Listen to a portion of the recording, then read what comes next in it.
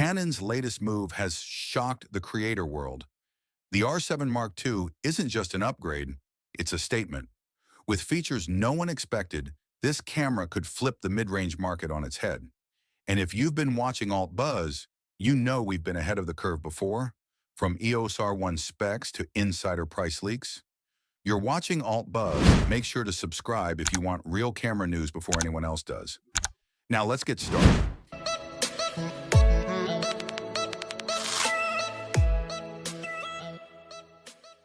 Canon didn't just release a sequel, they released a challenge to the competition. When the original R7 launched, it was Canon's attempt to prove that APS-C could punch above its weight. But creators wanted more. They wanted the reliability of full-frame performance with the reach and portability of crop sensor magic. Canon listened, and the R7 Mark II represents their answer to a very specific question. What happens when you stop holding back? The rumors swirling around this camera have been wild from the start. We're talking about a completely redesigned 40-megapixel stack sensor, potentially the same Digi-C-X processor powering Canon's flagship cameras, and autofocus capabilities that could embarrass cameras twice its price. Where the original R7 felt like Canon testing the waters, the Mark II feels like Canon diving headfirst into creator territory with something to prove.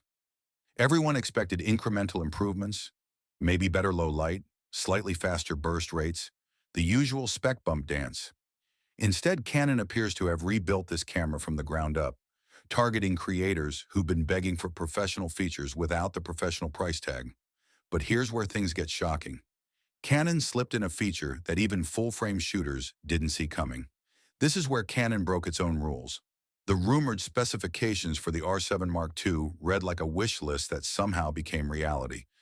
We're looking at a 40-megapixel stack sensor that could deliver 40 frames per second with the electronic shutter.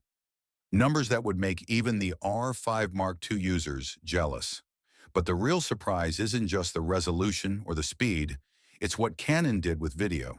4K at 120 frames per second. Let that sink in for a moment. This isn't just a photography upgrade. This is Canon throwing down the gauntlet in the video world. And if the rumors about 6K RAW external recording pan out, we're looking at a camera that could replace much more expensive cinema setups for independent creators.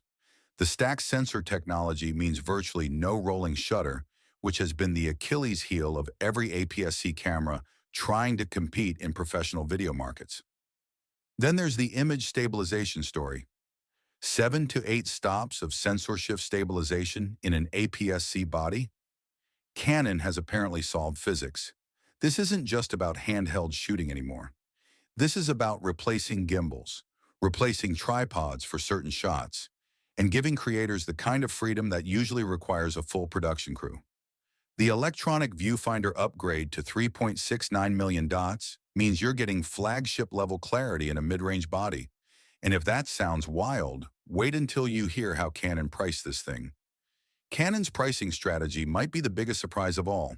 Industry insiders are buzzing about a launch price between $1,700 and $1,900, positioning that makes absolutely no sense until you realize what Canon is actually doing. They're not just competing with other APS-C cameras anymore. They're going after full-frame buyers who don't need the sensor size but want the performance. Think about it. The R6 Mark II launched at $2,500. The R5 Mark II is pushing $4,000. Canon has created a gap in their own lineup that the R7 Mark II fills perfectly. Professional features at enthusiast pricing. This isn't an accident. Canon looked at creators choosing Sony A7 IV cameras or jumping to Fuji's X-T5 and said, "What if we gave you better specs for less money?" Remember, Alt Buzz was the first channel to report the EOS R1's final pricing months before the official announcement. Our sources have been consistent about Canon's aggressive positioning strategy, and the R7 Mark II represents the clearest example yet. Canon is willing to cannibalize some of their own full-frame sales to dominate the creator market. They're betting that features matter more than sensor size for 90% of content creators. The dual UHS-2 SD card slots, the improved ergonomics borrowed from the R5 Mark II, the enhanced connectivity options, these aren't budget compromises. These are deliberate choices to make this camera feel like a pro tool at a prosumer price. And while the price is surprising, the release timeline might be even more interesting. The release timing says everything about Canon's strategy. Quarter 3 or Quarter 4 2025 puts the R7 Mark II directly in competition with whatever Sony and Nikon announce for their fall lineup. But Canon isn't playing defense here, they're playing offense. By launching a camera with these specifications at this price point during this window, they're forcing every other manufacturer to recalculate their own mid-range strategies. Sony's A7 is suddenly looking outdated. Nikon's Z30 and Z50 cameras feel conservative by comparison. Canon is essentially saying, while everyone else is making incremental improvements, we're redefining what creators should expect from a mid-range camera. The timing also suggests Canon has production confidence. They wouldn't announce these specifications unless they were certain they could deliver at scale. For creators, this timing is massive. Fall 2025 means you're getting next-generation video capabilities just as platform monetization continues to expand. YouTube's creator economy keeps growing, TikTok and Instagram are pushing longer-form content, and streaming platforms are opening up to independent creators. Canon timed the R7 Mark II to hit the market exactly when creators need professional tools most. The market impact goes beyond individual sales numbers. Canon is forcing the entire industry to acknowledge that APS-C isn't a compromise format anymore. It's a choice. With the right engineering, crop sensor cameras can match or exceed full-frame performance in the areas that actually matter for content creation. But the real question is, who should actually buy the R7 Mark II and who should skip it? This is not a camera for everyone. And that's exactly why it's interesting. Canon built the R7 Mark II for creators who outgrew their starter cameras, but aren't ready to commit to full-frame size and cost.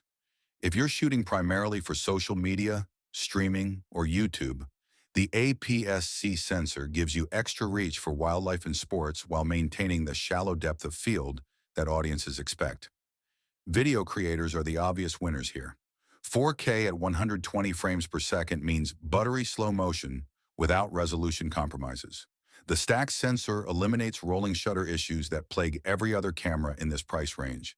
And with potential 6K RAW recording, you're getting cinema-level flexibility for color grading and post-production. This isn't just a camera upgrade. It's a complete workflow upgrade.